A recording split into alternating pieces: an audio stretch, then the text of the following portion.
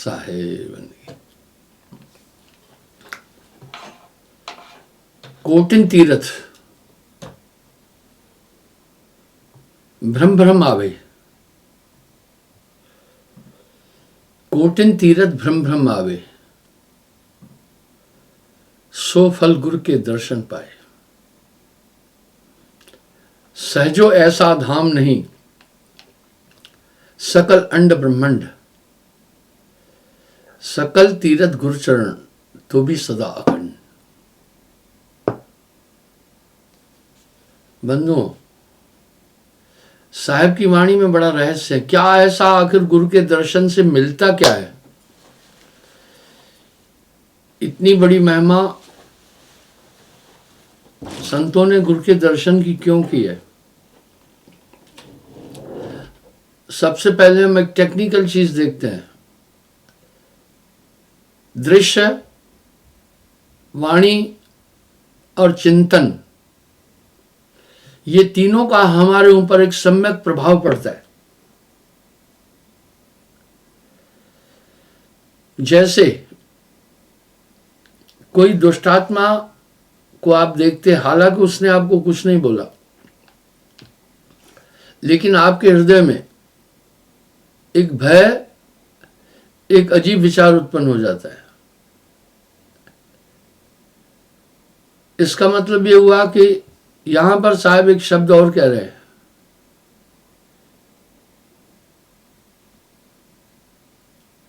एक मिलत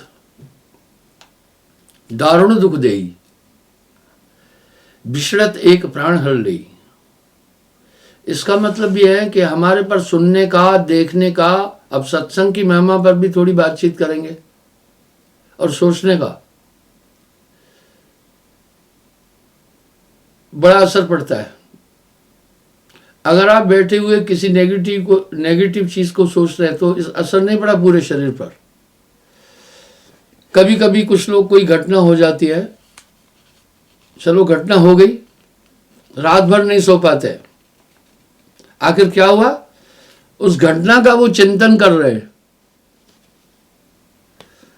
घटना का चिंतन करते करते ये प्रभाव पड़ा कि वो सो नहीं पाया। सीधी बात है कि हम पर चिंतन का असर पड़ता है, सुनने का बड़ा असर पड़ता है, देखने का असर पड़ता है। ये तीन चीजों का असर हम सब पर बहुत तीव्र रूप से पड़ता है। हम गंदगी देखते हैं तो एक दिन एकदम हमारा हृदय घिना जाता है।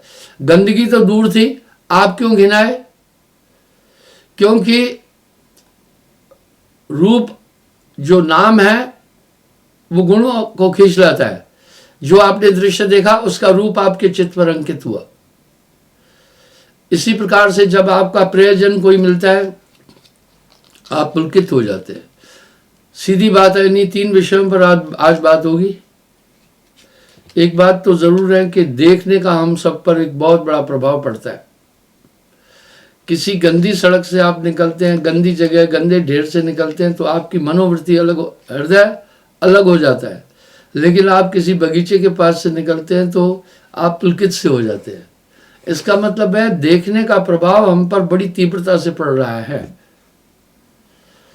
अब एक और चीज महापुरुषों के पास विशिष्ट है, चाहे वो ऐसे दुनिया में घूमेंगे लेकिन वहां आस्था की जरूरत है। जब आप उनको ध्यान से देखेंगे और श्रद्धा से देखेंगे तो वो चीज आपके पास आएगी। एक आदमी अपनी पत्नी को लाया, उसको कहा वहां जाकर तुम्हारा हृदय ही चेंज हो जाएगा। वो आई, बड़ी स्टाइल में बातचीत कर रही थी। इधर पहुंचने के बाद बोला मेरा तो कोई हृदय नहीं चेंज हुआ।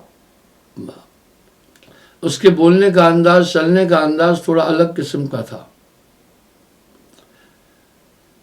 सूर्य उदय होता है, सबको प्रकाश देता है, लेकिन उल्लू को अंधकार देता है, निशाचरों को भी अंधकार दे देता है, और अंधकार उन्हें रोशनी देता है। जाके हृदय भावना जैसी प्रभु मूरत देखी तिन तैसी। यहां पर वासुदेव कृष्ण ने अर्जुन से एक बात कही थी, हे अर्जुन, ये गीता जिनमें श्रद्धा आस्था नहीं है उनके सामने मत कहना। यही बात साहब भी कह रहे हैं, मूर्ख से क्या बोलिए, शट से कहाँ बसाए, पाहन में क्या मारिए, चोखा तीर नशाए। इस तरह से श्रद्धापूर्वक है तब ये चीज प्राप्त हो जाती है। कर प्रतीत मिलाऊं तो ही, दर्शन सफा दीदारे नफा। साहब ऐसा नहीं कह रहे हैं, कोटिन तीरथ भ्रम भ्रम आवे, सोफल गुरु के चरणन पाए। सहजो ऐसा धाम नहीं, सकल अंड ब्रह्मांड, सकल तीरथ गुरु चरण, तो भी सदा अखंड। तो देखने का प्रभाव तो हम सब पर भली भांति पड़ता है, इसमें दो राय नहीं है। लेकिन जब एक महापुरुष को हम देखते हैं तो उसका एक प्रभाव हमारे अंतःकरण पर पड़ता है। वो क्या होगा, हमें एक सुकून और शांति मिलेगी उनके संसर्ग में। हम सोचते हैं उनको देखने के साथ हमें बहुत धन मिल जाए, बहुत सिद्धियां मिल जाए, नहीं। अष्ट सिद्धि नौ नित्य स्वयं ही चरणों में आ जाती है, जो इच्छा किया सब प्राप्त होती जाती है। लेकिन वो दर्श श्रद्धा से हो और प्रेम से हो। साहब वैसे ही नहीं बोल रहे, गुरुदर्शन को जाइए तज कर सब अभिमान, जो जो पग आगे धरे कोटिन यज्ञ समान। कोई भी बात तो उन्होंने बेतुकी कही नहीं है, विचार कर कही है, टू द पॉइंट कही है। यानी गुरुदर्शन की इतनी बड़ी महिमा है, यानी करोड़ों तीर्थ करने पर जो फल प्राप्त होता है वो गुरु के दर्शन से प्राप्त हो जाता है। क्या होता है, क्योंकि देखने की प्रक्रिया हमारे अंतःकरण में उतरती है। हमने सांप देखा, सिर्फ सांप ने हमें कुछ नहीं बोला, हमारा पूरा अंतःकरण भययुक्त हो गया कि नहीं हुआ। हमारा शत्रु मिला हमें, उसने कुछ नहीं बोला, देखने से हमारे में एक विषाद उत्पन्न हुआ कि नहीं हुआ। इस तरह हमारा कोई प्रयोजन मिलता है तो हम पुलकित से हो जाते हैं कि नहीं। अलग पुरुष की आरसी संतन केरी देह, लखा जो चाहे अलग को तो इन्हीं में लख ले। इसका मतलब है कि साहब ने एक जगह कहा कि मेरा शरीर नहीं है, संतों के शरीर से खाता हूँ। मेरी आंखें नहीं है, मैं उनकी आंखों से देखता हूँ। मेरा मुंह नहीं है, मैं उनके मुंह से बोलता हूँ। अलग पुरुष की आरसी संतन केरी देह, लखा जो चाहे अलग को उन्हीं में लख ले। उनके पैरों से चलता हूँ। वाह, इसका मतलब है कि उनके अंदर एक दिव्य ताकत रह रही है। वो ताकत क्या करेगी, आपको क्या लाभ होगा, मैं बताना चाहता हूँ। सुनो, अगर आप बड़े अशांत हैं, आपको एक शांति सी प्राप्त हो जाएगी। वो आंतरिक धन मिलता है, बाहरी धन तो ठीक है, वो तो मालिक से इतना मांगना चाहिए, साईं इतना दीजिए, जामे कुटुंब समाए, मैं भी भूखा ना रहूं, अतिथ न भूखा जाए। तो जो जल बाड़े नाव में, घर में बाड़े दाम, दो ही हाथ उलीचिए यह सज्जन को काम। तो आपके अंदर क्या क्या आने लगेगा, क्षमा आ जाएगी, विचार आ जाएगा, ज्ञान आ जाएगा, संतोष आ जाएगा, वैराग्य आ जाएगा। ये सब मुक्ति के दूत है। उनके दर्शन से आपको बहुत बड़ा लाभ है। ये समस्त वाणियों में कहा, दर्शन गुरु का कीजिए दिन में 100 बार, वह आसूजा का में जिम करे बहुत उपकार। इसलिए दर्शन सफा दीदारे नफा, वो सब चीजें आपको प्राप्त हो जाएगी। एक आदमी बड़ा व्यथित था, मैंने ये प्रमाण पहले भी दिया था, संसर्ग और दर्श से क्या फर्क पड़ता है। मैंने उससे जब बातचीत की, मेरे पास उस समय गाड़ी नहीं थी, तो मेरे अधिकारी कुछ थे, वो ICDS में थे, वो कभी कभी अपनी गाड़ी गवर्नमेंट की मुझे देते थे। तो एक ड्राइवर आया, वो ड्राइवर थोड़ा बेरुखी का था। मैं जब उससे बात कर रहा था तो वो जवाब थोड़ा सा रूखा सा दे रहा था। मैंने सोचा अब इससे ज़्यादा बातचीत नहीं करें, ये रूखा ही बोल रहा है। मैं पूछूं कहाँ के रहने वाले हो, शॉर्ट में बोलता था मीरा साहब, बस। यानी उखड़ा उखड़ा सा था। मैं शांत रहा, क्योंकि मैंने कहा चलो भाई इसका कुछ स्वभाव ऐसा है, एक आध दिन के लिए आया, कोई बात नहीं है। शाम को वो मुझे बोला, मैं दासानुदासु में एक उदाहरण देता हूँ, लाभ क्या मिलता है वो आप सुनिए। मुझे बोला क्या मुझे कल आना है। मैंने बोला साहब ने क्या बोला था। बोला जैसे साहब ने बोला था, जैसे गुरुजी बोले वैसे ही करना। मैंने बोला अभी वो नॉर्मल था शाम को। मैंने कहा आपकी क्या इच्छा है। बोला मैं कल आना चाहता हूँ। अब उसकी वाणी, उसका भाव, उसका व्यवहार बदला हुआ था। मैंने कहा भैया, अब मैं उसको सहज देख करके अपने हृदय की बात कही। मैंने कहा भैया सुबह जब आप आए थे मेरे पास, बड़ा कटा सा जवाब दे रहे थे। क्या बात थी? अभी आप सहज है। बोला महाराज एक बात बताता हूं, आज कुछ पारिवारिक ऐसी समस्या थी, मैं जब घर से निकला तो मैं सोचा आज मैंने आत्महत्या करना है, आज मैं वापस घर किसी भी कीमत में नहीं आना है। मैंने ये दृढ़ निश्चय किया था। ये निश्चय ऊपरी नहीं था, हृदय गंभीर था। मुझे ऐसा खेद और कष्ट मिला था, मेरा चित्त अशांत था। लेकिन महाराज आपके साथ मैं बैठा, मुझे ऐसा लग रहा है वो एक सपना था, मैं ये सब चीज भूल गया। मुझे एक अजीब शांति मिली, मुझे एक बेहद शांति मिली। तो मैंने कहा अच्छा ठीक है, समझा। फिर एक बहुत बड़ा नेता आया था, रिवॉल्वर भी उसके टंगा हुआ था, गोंडा की बात है। जब वो आया, काफी धाकड़ भी था वो जब आया मुझे मिला, बोला हमारे क्षेत्र में इतना सुंदर आश्रम है, हमें नहीं पता था महाराज, यहां बड़ी शांति है, यहां बड़ा सुकून है। आपको मैंने एक और वो नित्य आने लग गया। कबरा संगत साध की जो गंधी की बास, मोल तोल जो पे नहीं तो भी बास सो बास। आपको ध्यान होगा, विवेक की संत बसे जय गांव, मैंने एक उदाहरण दिया था। जैसे राम जी शबरी के आश्रम पर पहुंचे तो शबरी मतंग ऋषि की शिष्या थी, एक पेड़ के नीचे राम जी को लेकर गई, बोला मेरे गुरुजी इस स्थान पर ध्यान करते थे। तो वहां एक प्रकाश दिखाया गया था, क्योंकि फिल्मकार जो है वो अपने हिसाब से चलते हैं। दरअसल वो स्थान भी ज्यों ज्यों डोले त्यों परिक्रमा, एक विशेष ताकतें उस स्थान और भूमि को भी छू लेती है। जहां जहां पग पड़ता है वो जगह, वो हवाएं, वो दिशाएं, वो जगह निर्मल हो जाती है, अद्भुत हो जाती है। विवेक की संत बसे जह देश, धन्य वह गांव ठाव है नगरी, अग्न रहे लवलेश। तो इस तरह देखने का तो बहुत बड़ा प्रभाव पड़ता ही पड़ता है। ये हम भौतिक दृष्टि से भी देखें तो पड़ता है। दूसरा, वाणी का प्रभाव भी इंसान पर बहुत पड़ता है।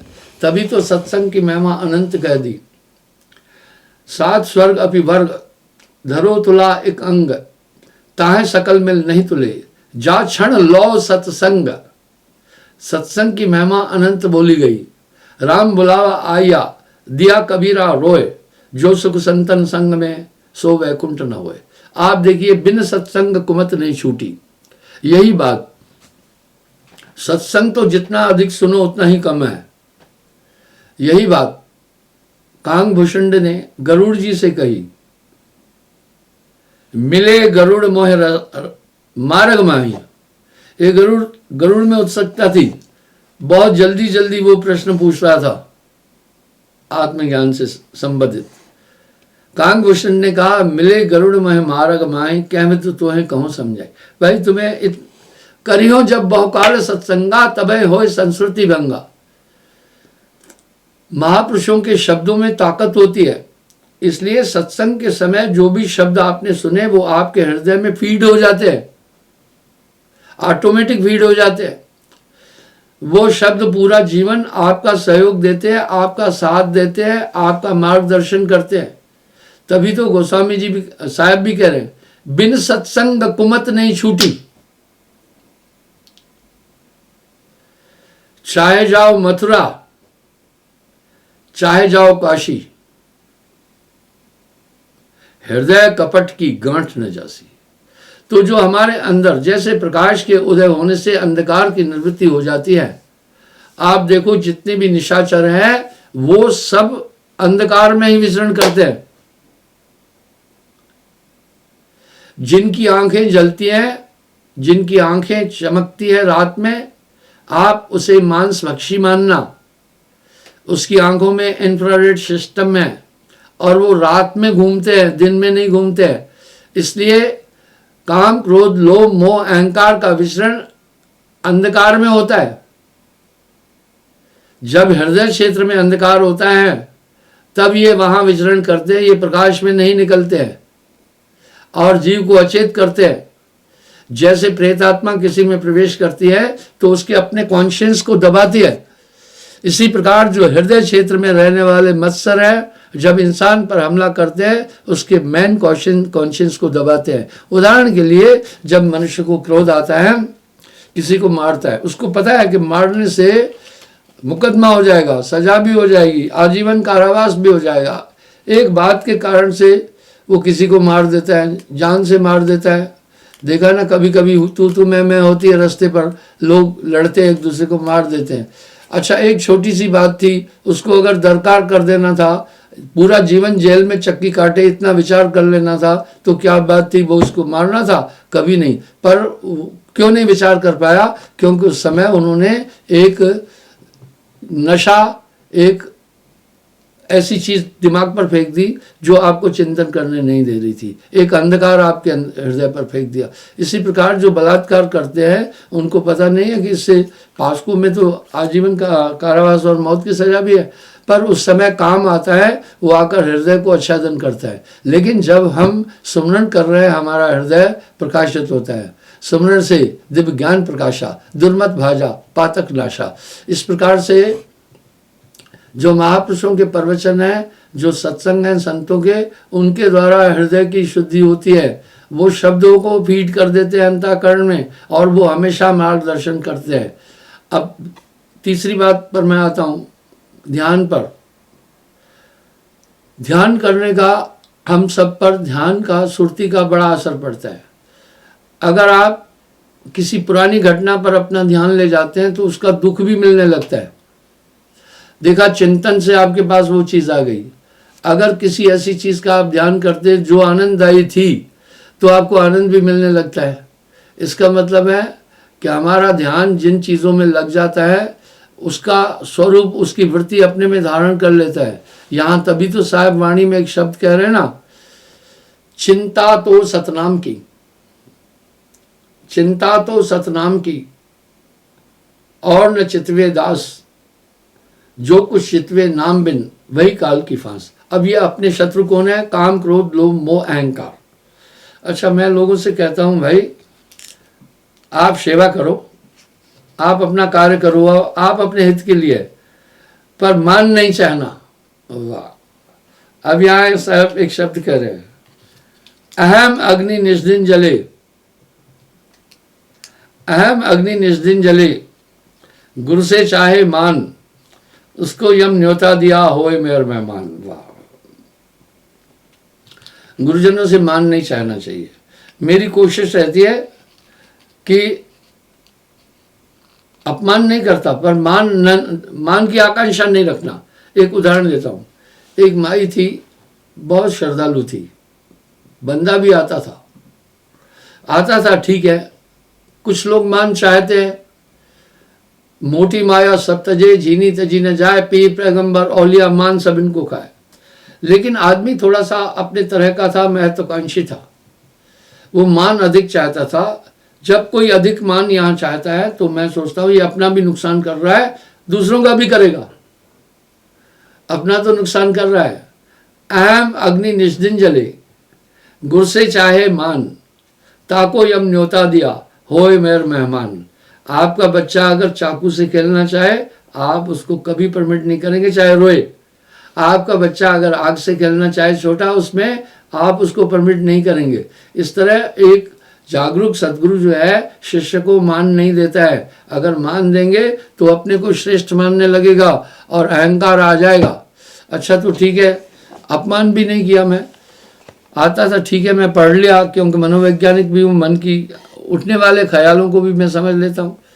अब कोई उनकी जात का गुरु आया, उसने उसको, कुछ लोग उसको वहां ले गए, उसने कहा यहाँ इस बरादरी का तुझे हेड बनाते हैं, एक पगड़ी बांध दी और हेड बना दिया। वो यहाँ आना बंद कर दिया। उसके आने ना आने से मुझे कोई खास फर्क नहीं पड़ा। सवाल यह है, पत्नी बड़ी दृढ़ थी, तभी भी वो बोलती। अब क्या था, वो उस तरफ चला गया। यानी अब वो जो बरादरी का गुरु था, एक जात का गुरु है, वो तो दुनिया में अफरा तफरी मचाने आया है। बहुत गुरु आए ऐसे हैं, एक कास्ट के गुरु है सिर्फ वो क्या दे रहे हैं दुनिया के अंदर? आत्मवतम सर्वभूतेषु का भाव ही नहीं दे रहे हैं। कुछ ऐसे पंथ और मत हैं जो अपनी बरादरी में नाम देते हैं, उन्हीं को सिर्फ दीक्षा देते हैं। ऐसे लोग अत्यंत महत्वाकांक्षी और मानवता के घोर शत्रु हैं। वो कभी मानव कल्याण नहीं कर सकता है। इसलिए एक महापुरुष तो सम्यक दृष्टि से संपूर्ण विश्व को अपना परिवार मानता है, सब में एक आत्मा पहचानता है। जब एक बरादरी को तुम ले रहे हो, तुम राजनेता हो, तुम फिर कोई महात्मा नहीं हो। इस तरह से कुछ ऐसे मत मतांतर भी हैं जो सिर्फ एक विशेष बरादरी को अपनी जात बता करके अपने बरादरी को अपनी तरफ खींचते हैं। मधु ने आज तक अपनी जात किसी से बोली नहीं है। मानो मेरी जात है, सत्य है मेरा धर्म। तो कहने का ये भाव है। इस प्रकार से ये अहंकार गुरुजनों से चाहना ही नहीं चाहिए।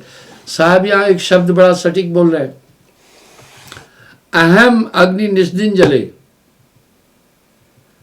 अहम अग्नि निष्दिन जले, गुर से चाहे मान, उसको यम न्योता दिया होय मेरा मेहमान। वाह, का तू तो मेरा मेहमान है। गुर तारे गुर बोड़े गुर झिड़के गुर मारे, वाह।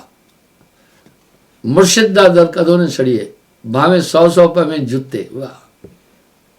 जे मुर्शिद में दूर दूर आके, बुल्ले शाह बोल रहे हैं, तो दूर दूर नु अपना लेवा, पैर औंदे दा टूटा छितर दानी बिच मड़ा लेवा।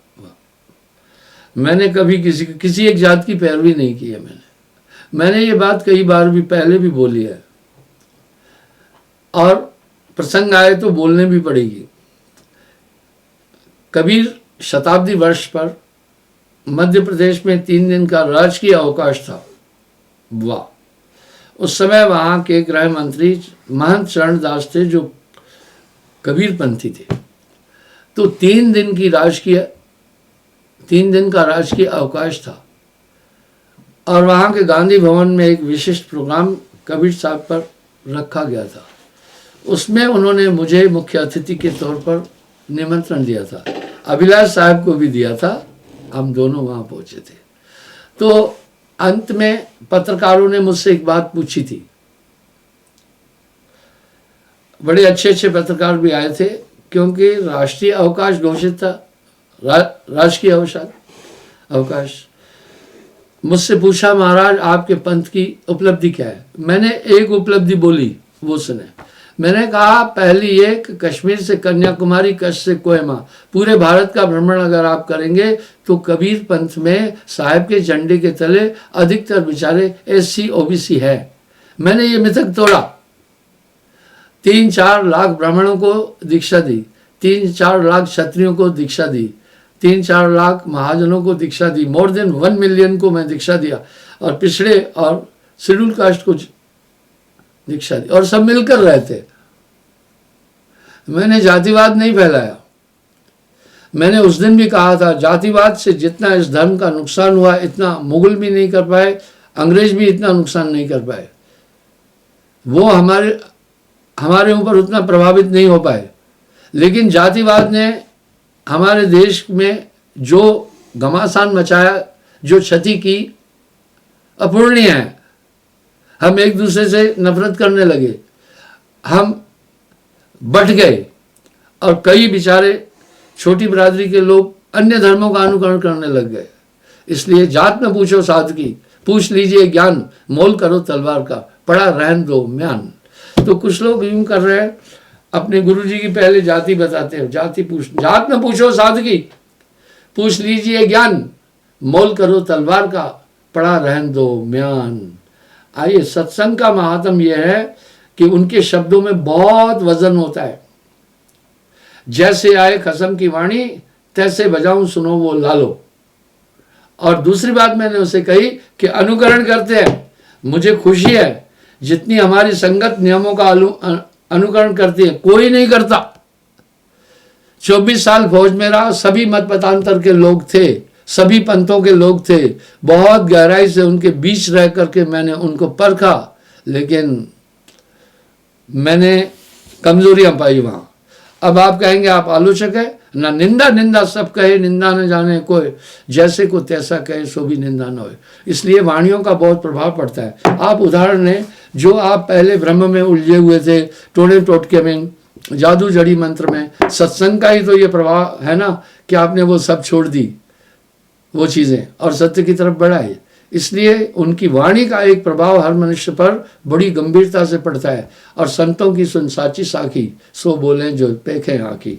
वाह, वो जो अपने अनुभूतियों को आपके सामने रखते हैं। इसलिए सत्संग की महिमा तो अनंत है, गुरुदर्शन की महिमा तो अनंत है। यही तो कांगभूषण कह रहे हैं ना, करियो जब बहुकाल सत्संगा, तबे होय संस्कृति भंगा, धन्य घड़ी जब हो सत्संगा, राम बुलावा आया, दिया कबीरा रोए, जो सुख संतन संग में, सो वैकुंठ न होए। इसका सीधा मतलब है कि सत्संग का प्रभाव हम सब की वृत्ति पर बहुत गंभीरता से पड़ता है। आप अपने दिल से जानिए मेरे दिल की बात। अगर आप देखेंगे तो आपके अंदर एक अमूल चूक परिवर्तन हुआ। मैं ये सर्वे करता रहता हूँ, लोगों को सत्संग में खड़ा करके पूछता हूँ, भाई नाम के पहले आप कैसे थे, अब कैसे है? यानी वाह, सत्संग क्या चीज़ है? बोलते जमीन आसमान का अंतर है। ये सत्संग का प्रभाव है। बिन सत्संग कुमत नहीं छूटी। वाह, कुमत नहीं छूट सकती है। इसलिए सत्संग में उबना नहीं है। मैंने तीसरी बात कही, ध्यान। ध्यान तो बड़ी विशेष चीज है। ध्यान ही वेद शास्त्र कहते हैं, ध्यान है संत बखाना। जिन चीजों की तरफ आपका ध्यान जाएगा उसका अक्स आपके मस्तिष्क पर आएगा ही आएगा। उदाहरण के लिए उसका प्रभाव आपकी पूरी वृत्ति पर पड़ेगा। उदाहरण के लिए अगर आप काम वासना के बारे में चिंतन कर रहे हैं तो पूरा शरीर का अंगमय हो गया। जब इन चीज़ों का, नेगेटिव चीज़ों का असर हमारे चिंतन पर पड़ता है तो फिर हमारे ऊपर पॉजिटिव चीज़ों का असर क्यों नहीं पड़ेगा। आप धन के बारे में जब सोचने लगते हैं तो रात भर फिर तिकड़म करने लगते हैं कि यूं करूंगा, पैसा ऐसा करूंगा। असर पड़ा कि नहीं पड़ा चिंतन का? सुरती आपकी वहां रहती है, बस सुरत रहे अलगान। इसलिए चिंता तो सतनाम की, और न चितवे दास, जो कुछ चितवे नाम बिन, वही काल की फांस। बाजे लोग आते हैं, आकर के अपनी पारिवारिक और घरेलू समस्याओं को बोलते हैं। मैं उनको कह रहा हूं, भाई सुमरण करना, हल मिल जाएगा। साहब की कृपा से हल मिल जाएगा। मैं कभी किसी को इस तरह नहीं कहूंगा। अपनी समस्या बताई, सुनी मैंने, वाह। भूर्ज तरु समसंत कृपाला, पर सरस है विपत विशाला। भूर्ज तरु, कल्प वृक्ष के नीचे खड़े होकर जो कल्पना की जाती है वो सिद्ध हो जाती है। श्रद्धा पूर्वक अगर वो आया, उसको अगर कहा ठीक है साहब का, उसकी समस्या सुनी, साहब का भरोसा रखना, साहब पर छोड़ना, घबराओ नहीं। मैंने संतुना, मैं यूं नहीं कहूंगा जाओ आनंद में रहना, ना ना, ये बाहर ना दिखलाइए, बाहर ना दिखलाइए, अंतर कीजिए हेत, क्या माहौल खड़क से पड़ा धनी से। तो इस तरह से ये जो आप कहते हैं भभूत ले लो तेरा कल्याण हो जाएगा, नहीं नहीं नहीं होगा। भभूत से कल्याण नहीं होने वाला है। डोरा बांध दो, ये तुम्हारी रक्षा करेगा, कभी नहीं करेगा। मैं उदाहरण दे रहा हूं, दिल्ली की बात है। मिलनसार हूं, सबसे बात कर लेता हूं। दुनिया ही अपनी है तो फिर क्या है, सब अपने हैं तो फिर भेद कैसा है। पायलट लोगों की वर्दी अलग होती है। तो एक सरदार जी पायलट जा रहा था, उनका बैग भी अलग किस्म का है, एरो ब्रिज पर थे। मैं कहा पायलट साहब नमस्कार। बोला जी नमस्कार। अब नमस्कार का जवाब कौन नहीं देगा, बड़ा उल्लू होगा वो नहीं देगा। सवै मान दे आप अमानी, सो मम प्रिय प्राण संप्राणी। मैंने कहा, पहले तो मैं उन्हें मृदवाणी से अपनी ओर किया। बोला जी नमस्कार। मैंने कहा पायलट साहब ये धागा क्या बांधा है? बोला जी रक्षा सूत्र। मैं बोला धागा रक्षा नहीं कर सकता है, इसका मैं आपको इसकी हानि बताता हूं। अब उसकी रफ्तार स्लो हुई क्योंकि अक्सर पायलट लेट होते हैं, पायलट अक्सर थोड़ा लेट हो जाते हैं। और एक सर्वे में आया था, दुनिया में सबसे ज्यादा सोते हैं ब्रिटेन के पायलट, फ्लाइंग के समय सोते हैं। और हवाई जहाज में आदमी को नींद बड़ी गहरी आती है। मैं जब वहाँ बैठता हूँ उसके बाद कभी कभी शंका मिटाने के लिए जब उठता हूँ, लॉन्ग जर्नी होती है, जैसे बम्बई जा रहा हूँ या बाहर जा रहा हूँ, तो जब मैं पलट के देखता हूँ तो 90% लोग सोते हैं। वाह। तो मैंने पायलट से कहा, मैं कहा इसका नुकसान तो मैं बता सकता हूँ, इसमें सिंथेटिक चीज़ें हैं जो कलर है, ये तुम्हारी जहाँ डोरा बांधा है उस जगह को डिस्टर्ब करेंगे। बोला थैंक यू, बोला आपने अच्छा बताया मुझे, पायलट ने कहा। मैं कई माताओं बहनों को एक बात कहता हूँ, मैं कहता हूँ बेलवेट का टीका मत लगाओ। प्राचीन काल में माताएं सिंदूर और टीका लगाती थी, ये सुहागिन की पहचान है, लेकिन वो टीका अलग होता था। कई माताओं को यहाँ सफ़ेद दाग हो जाते हैं, क्यों? हर आदमी की स्किन के नीचे सफ़ेद एक स्किन है, वो बेलवेट का उसके में वो जो लगा हुआ है वो उस चर्म को डिस्टर्ब कर देता है। आपको जब चोट लगती है तो आप देखना, चोट जब कवर होती है तो पहले सफ़ेद सा स्किन बनती है, उसके बाद फिर दूसरी स्किन आती है। इसी प्रकार से अधिक लिपस्टिक का प्रयोग मत करो। आज फिर प्रसंग आया, फिर मैं बता रहा हूँ। एक ब्राह्मण परिवार की माता सुल्तानपुर के थे, वो दिल्ली में आए। पति मुनीब का काम करता था, 2-3 बच्चे थे हैं, तो बच्चों को उच्च शिक्षा देने के लिए वो दिल्ली आए। गांव देहात में उतनी सुविधा नहीं थी। वो माता खुद क्या करने लगी, जब परिवार नहीं संचालित हो रहा था तो एक फैक्ट्री में बोटलिंग का काम करने लगी, थोड़ी आय आ जाए जिससे गृहस्थी चले। आज जीवन यापन के लिए सब संघर्ष कर रहे हैं। एक दिन मेरे पास आई पंडितानी, बोला गुरुजी माताओं बहनों को आप सत्संग में बोलो लिपस्टिक और बेलवेट की बिंदी और नेल पॉलिश नहीं लगाएं। मैं बोला ये नहीं बोल पाऊंगा। तब तो लोग कहेंगे ये काफ़ी पाबंदियां पहले भी बोल रहा है, लो जी माताओं को सुहागन का श्रृंगार भी नहीं करने देते हैं। मैं बोला ये नहीं बोल पाऊंगा। बोला गुरुजी, उसने मुझे अपनी उंगलियां दिखाई, फटी फटी उंगलियां थी, हाथ बहुत भद्दे से हो गए थे। मैंने बोला बहन जी ये क्या हो गया? बोला गुरुजी बोटलिंग, उस समय मैनुअल बोटलिंग होती थी, अभी तो खैर ये बहुत पुरानी बात है, अभी तो विज्ञान आगे बढ़ गया है। बोला गुरुजी एक बहुत बड़ी श्रृंगार कंपनी का नाम बताया, वो नाम नहीं बोलना चाहूँगा, नहीं तो वो कहेंगे हमारे प्रोडक्ट की निंदा कर रहे हैं, बहुत फेमस, आप समझ जाएंगे। बोला उनकी फैक्ट्री में मैं बोटलिंग का काम करती हूँ। मैं बोला अच्छा। बोला क्या? मैंने पूछा कि आपने इसको बनते देखा? बोला गुरुजी बनते हमने नहीं देखा, हमने बनते नहीं देखा, लेकिन बनकर जो मटेरियल आता है लिपस्टिक का, नेल पॉलिश का, वो हम बोटलिंग करते हैं। गुरुजी इतना तेज है हमारे पूरे हाथ उखड़ हो गए, हाथ की स्किन बाकी से 1/20 इंच है मजबूत है, बाकी 1/100-200 इंच है। बोला ये देखिए, ये होंठों पर लगाने से होंठों का बहुत नुकसान करते हैं, उनको नहीं पता, फिर पट जाती है पूरी स्किन, होंठ कोमल है। इस प्रकार नाखूनों में लगाने से भी नाखून खराब हो जाते हैं। बोला गुरुदेव आप, और ये जो बेलवेट की बिंदी है चिपकती, जो इसमें ऐसे केमिकल्स हैं जो स्किन को नुकसान करते हैं।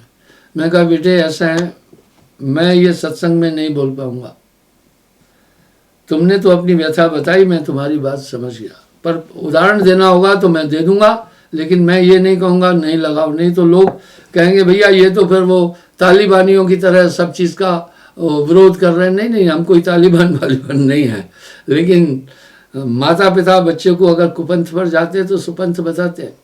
मैं उदाहरण देता हूँ, मैं भी तो समाज में ही रहा, जंगल में नहीं रहा श्रृंगी की तरह। न मैं अपनी माँ को एक दिन भी लिपस्टिक लगाते देखा, न अपनी माता को मैंने कभी नेल पॉलिश लगाते देखा, न अपनी चाची ताई पड़ोस की जो मौसी आंसियाँ लगती थी किसी को भी नहीं देखा। वो भी तो नारियां थी, क्या बात थी उनकी। ये मेकअप क्या है, बनावट है। आजकल लोग इस पर, मैं उदाहरण देता हूँ, एक यहाँ लड़की गरीब थी, उसकी शादी हम लोग करवा रहे थे, तो मुझे किसी ने कहा, यानी अपने समारोह में सादे तरीके से शादी करा रहे थे, मुझे किसी ने कहा गुरुजी इसको हम श्रृंगार गृह में ले जाना है, वहां श्रृंगार करना है। मैं बोला ठीक है। बोला मुझे गुरुजी 5,000 रुपये दे दो। मैं कहा हाँ 5,000, श्रृंगार के लिए 5,000। बोला गुरुजी मेकअप के लिए 5,000, ब्यूटी पार्लर में जाना है। मैं कहा हाँ 5,000 बहुत ज्यादा पैसा है। पता है उसने क्या कहा, गुरुजी आजकल एक वाटर प्रूफ भी श्रृंगार होता है, 30-30 हजार 40-40 हजार रुपए उसमें लगते हैं। ये धन का व्यय है, अननेसेसरी व्यय, दिखावे में आप धन का व्यय न करें। एक आदमी मुझे मैरिज कार्ड दिया, आप धन का व्यय व्यर्थ में क्यों कर रहे? एक लिफाफा लाया, मैंने कहा भैया ये मैरिज कार्ड आपने जो छपाया कितने का है? बोला गुरुजी 100 या 150 रुपये। बोला मैंने कहा कितने छपाए हैं? बोला गुरुजी 300-400 तो छपाए हैं। यानी वो बंदा 50-60 हजार रुपया उस कार्ड को छपाने में लगाया। तमाम मेरे पास कार्ड आते हैं, एक बार देख लिया कार्ड को कोई चिपका के तो रखेगा ही नहीं ना। पुराने जमाने में निमंत्रण कैसे देते थे, हल्दी और उसकी गांठ लेकर के निमंत्रण देते थे। तो आज इंसान इस तरह से बाहरी चीजों में अधिक लग गया। आइए उस पॉइंट पर आता हूं मैं। तो भैया चिंतन का असर आप सब पर बहुत ज्यादा पड़ता है, आप चिंतन को समझे। तो यहां साहब क्या कह रहे हैं, चिंता तो सतनाम की और न चितवे दास, जो कुछ चितवे नाम बिन वही काल की फांस। आप इन चीजों से बचें, अपनी आवश्यकताएं सीमित करें, बहुत कम करें। बच्चे आजकल कहते हैं ब्रांडेड कपड़ा चाहिए, इस तरह इंसान ने अपने खर्चे बढ़ा करके अपने को घूसखोरी के भंवर में धकेल दिया है, बेईमानी के भंवर में धकेल दिया है। उससे बचे आप, अपनी आवश्यकताएं सीमित करें, कम धन कमाएं, जिससे आपको ज्यादा पैसे की तरफ जाएंगे तो टेंशन बढ़ेगी, आपका ध्यान उधर चला जाएगा। अब जहां आपका ध्यान है बस वही आपके रंग चढ़ेगा। इसका मतलब सूरत का बहुत बड़ा असर है। तभी तो साहब वाणी में कह रहे कामी का गुरु कामनी, जो सेक्सुअल भाव रखने वाला है उसका गुरु स्त्री। बस वो घूमेगा सिर्फ स्त्रियों को देखता रहेगा और कुछ नहीं देगा। लोभी का गुरु दाम, लालची का गुरु पैसा है, 24 घंटे पैसे का चिंतन करता है। संतों का गुरु, कबीर का गुरु संत है। कबीर साहब कह रहे हैं कबीर का गुरु संत है, संतों का गुरु नाम। चिंता तो सतनाम की और न चितवे दास, जो कुछ चितवे नाम बिन वही काल की फांस। इसलिए बाकी चिंतन न करना। जब आपने पूरा जीवन साहब पर छोड़ा, यथार्थ में छोड़ दो ना।